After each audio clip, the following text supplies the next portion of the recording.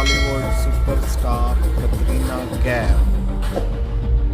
दोस्तों, अब कतरीना कैफ की एंट्री हो रही है स्टेज की तरफ और बहुत ही अलग अंदाज में जो है वो कतरीना कैफ को इस अरीना में लाया जा रहा है और फिर ये डायरेक्ट स्टेज पर उतरेंगी फ्लाई करती हुई और स्टेज पे इनकी परफॉर्मेंस है।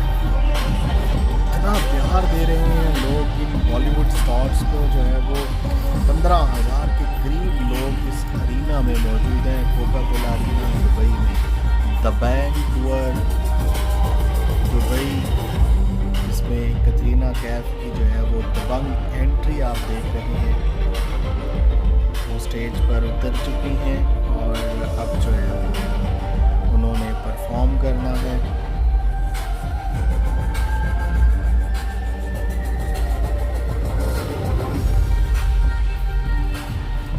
वाह, क्या जेस्चर है।